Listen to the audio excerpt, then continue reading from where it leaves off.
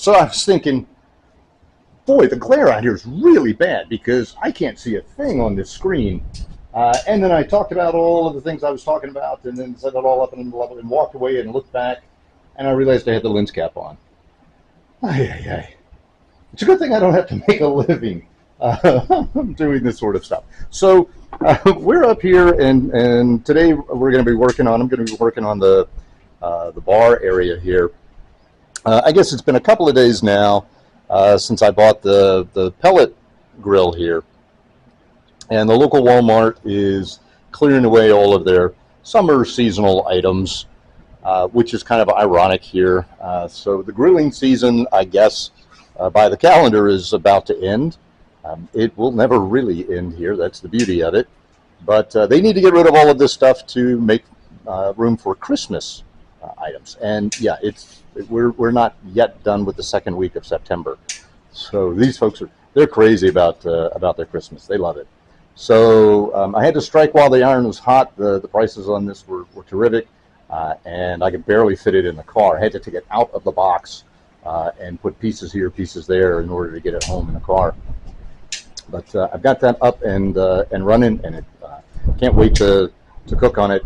But today I'm working on this area here, and that's of course the what will be the bar, and it's a mess, and I apologize for that. On the back here, and I'll get rid of them in a moment, are these ornamental ornamental plants, and I'm delighted to have picked those up just a couple of days ago as well, because to this point, pretty much everything that we have growing here are fruits and vegetables, and it's nice to just have tropical ornamentals because, doggone it, this is the Caribbean that we're in, and so they're tucked under here because they actually need a little bit of shade. I've got some shade cloth coming in a day or two. I'll take them off of here and I'll set them. I'll set them over here with their buddies, and we can talk about growing some of the lessons that I've learned so far about this. Part of it is keep this stuff out of the direct sun, but I'll put those over there with their buddies so that they all play nicely together. But this is the bar area. This is just countertop and sink, and I've been doing a little bit to this already. The first thing that I've been focusing on is this over here. And that's getting, water, usable water up here to the rooftop terrace, because, we occasionally have to do things like power wash up here, and that requires a hose connection. We simply didn't have it. The only water that we had was here in the sink, and I couldn't really hook a garden hose up to that. I might have been able to take that diffuser off and put some sort of adapter on there and go from there, but this works well. So what I did is cut into, simply add into the cold water supply there. That valve wouldn't shut off. Very few of the valves, as it turns out, in this house will shut off completely. So I wound up replacing that one with a valve that'll shut off. And that valve comes out to two compression fittings, and then even one of those is teed off. So I've got three lines coming off of that quarter turn valve. One line goes to the sink, of course. This braided line here comes around, and I've got it connected to this hose bib, is what it's called. And then the last one, the third one, goes to this glass washer. And this is a very bad example because there's work being done on a faucet outside, and at the moment, and the guy working on it had to turn water off to the entire complex because there's no valve between the main and that faucet. So we don't have much in the way of water pressure right now. Normally, we've got fantastic water pressure, but anyway, I put that in. So that's the plumbing that I did. Now, we will probably put a little mini fridge here. I don't know. We may put some sort of ice maker up here or not. We'll figure that out as we go. Part of it is this tug of war between putting this thing together so that we can enjoy it for the next couple of years, and then putting it together knowing that we're going to return this to the short-term rental market. And on the short-term rental market, it's kind of nice to rent this place out and have a rooftop terrace that our renters can enjoy with things like a refrigerator and an ice maker. We'll figure it out as we go along. But if we put a refrigerator in, we're going to have to put a receptacle underneath the sink, because up here we have a total of 2 receptacles at the moment. One over here on the wall by the plants, and then the other here by the door, and you can see I've already begun working on that. And so what I did yesterday is punched a hole, drilled a hole from this corner, and I've worked the line into that receptacle.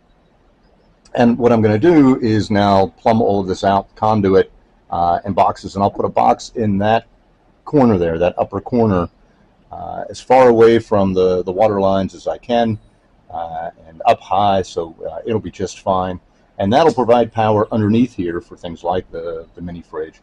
And then I'll run conduit along the back edge here, up and behind those lines, and then out to the corner, and I'll punch through this wall and then bring it along underneath here to the corner, where I'll put another receptacle, and that'll give me power for the pellet grill.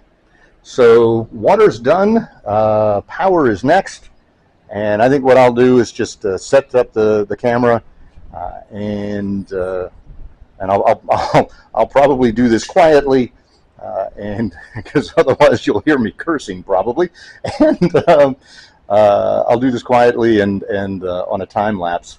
But that's today's goal, is to put this conduit in and put some junction boxes and receptacles in. So here we go.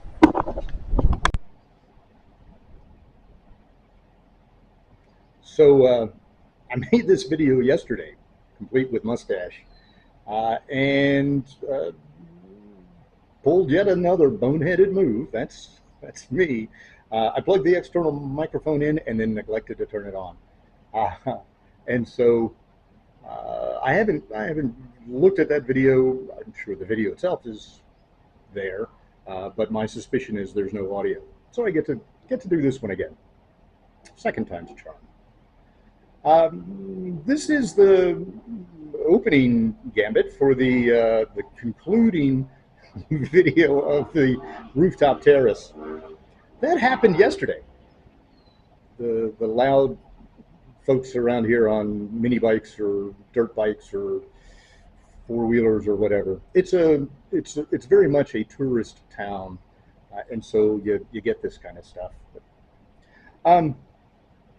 So the first video was pretty much dedicated to cement, and you got to watch us pour a little bit of that cement, but not the top layers. But as I said, I smoothed all that out fairly well. Patty, bless her heart, put her cell phone up. No, Patty put her cell phone up when I was applying the coating, the elastomeric coating. Unfortunately, she didn't put it up this way. She put it up, vertically, not horizontally. And so I don't think I can take that video and this video and put the two of them together. There may be ways to do it. I don't know what they are. So, but it's just, what the heck? It's me with a roller on an extension, and away we go. I did look at the 5-gallon buckets that we'll call it paint. Came in, and the amount of coverage, and it seemed to say, oh, you'll get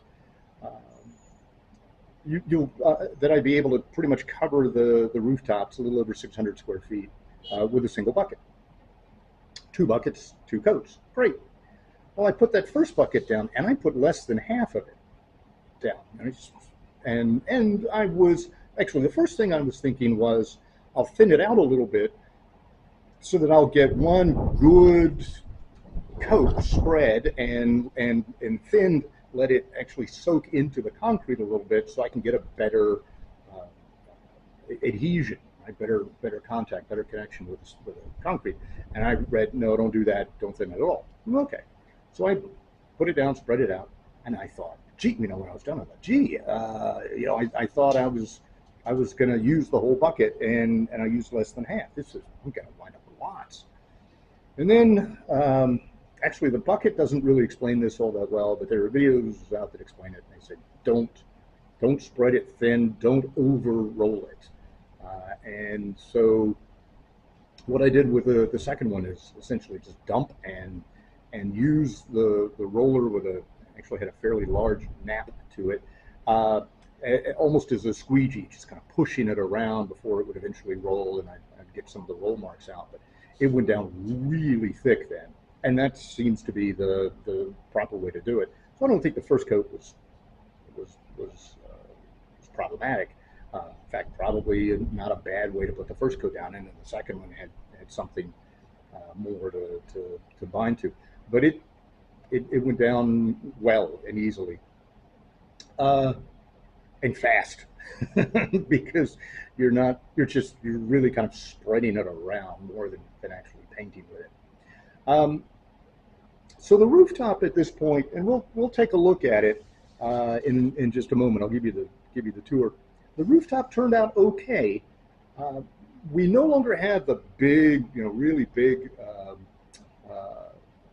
puddles there that were really large and about frequently half an inch deep or so. We got rid of all of those, but I never really got the kind of slope here that I wanted, and because I'm grinding with a 4.5-inch grinding wheel, you'd get little divots and stuff that you can't really take out. If I had it all to do over again, and I really don't want to do it all over again, there are the floor polishing machines. You can get discs for those that will actually grind concrete, and that would have worked well, because then you just move that over the floor here, and it would have smoothed it out, rather than that little 4.5-inch disc is going to follow some of the contours. But, oh well. So now we've got a little spot here, a little spot there, a little spot here, a little spot there, and I don't care. To be honest, I kind of expected that to happen. But the interesting thing is, before we did all of this, when it would rain and we'd get these deep puddles, they'd be gone in a few hours, because the sun beating on the rooftop here would really heat it up. Well, the elastomeric coating goes down for two reasons. The first reason is to seal the concrete, but secondly, it's bright white. It's really bright out, and it reflects the heat. And so originally we'd come out and the rooftop's kind of hot, and we're bouncing around trying to keep our feet cool. Now it's nothing. Originally I was like one of those desert geckos, and now it's cozy. It feels really quite good, and that's great because it's reflecting heat off of the roof, which keeps the downstairs cooler. But it also keeps the water from evaporating. So smaller puddles, but they last longer.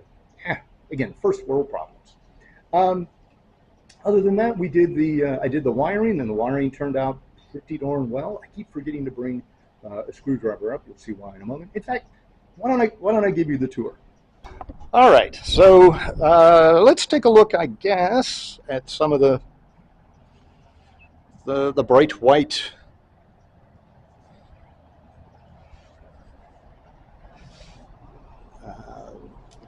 flooring here, and let's see if I can get down in here and focus a little bit. You may see some of the striations. So it's not a very smooth paint job, but it's again, that's the way that it goes on when it goes on thick.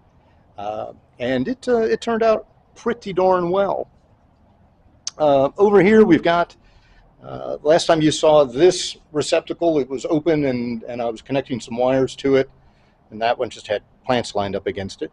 The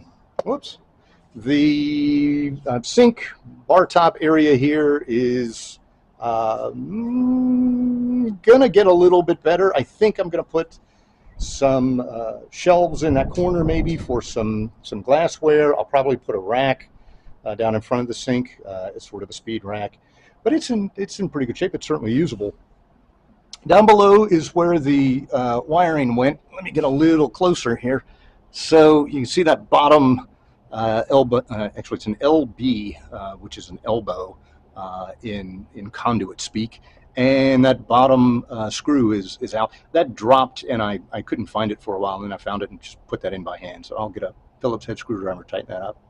So we come from the outlet into that LB up to the next one. So we make a 90 degree, then another 90 degree, and then into that single gang junction box with a receptacle there, so that we have power underneath here now for whatever we want to put. And then we run down the line here. The conduit comes around and into another LB, exiting through this wall. Now this one was a bare. You can see those holes that I put in there. And I think the one just above the elbow there is the first one that I drilled, and it went mostly through the wall and then stopped. It hit metal, and I thought, rats, that's got to be a lintel, I would imagine, right? Something like that. And so then I drilled below it, as I recall, and got the same result. And then I went above it and got the same result. And I thought, well, this is goofy. Let me go to the right of it, which I did, and punched right through. So I think instead of hitting a lintel, I hit rebar. So that was a little unfortunate. But I'll get some. Actually, what I'll do is I'll just get some Bondo and fill that in, and then when we paint over it, it'll be lovely. So the conduit comes through the wall and then around the wall. I won't do all of that for you, but comes up and underneath this shelf here, I guess, little bar countertop almost, and then over to the corner, and it terminates in yet another single gang junction box and an outlet, and that feeds our pellet grill. And I cooked ribs on that pellet grill for supper last night, and it was fantastic. So once again, you've seen this view quite often, the view over the parking lot and to the west and to the Caribbean there, and then coming back around and looking down, you've got the table with the umbrella providing lots of shade. I put up this 70% shade cloth, which is absolutely wonderful, and makes the rooftop terrace all the more enjoyable. Our plants, mostly veggies, but some tropicals in there, are doing very well. If I can keep the iguanas out, and I just got rid of that iguana about, and you may have seen the video for that, I hope so. The iguanas will eat all of these up, so I've got to keep them out of here, but they're doing quite well. The peppers are blooming and about to come in. My tomatoes, I think my 3 large tomatoes are going to bloom in the next couple of days, and then I've got a couple of smaller tomatoes that are trailing along behind, but they're doing very well. And then the Philippine dwarf coconut and the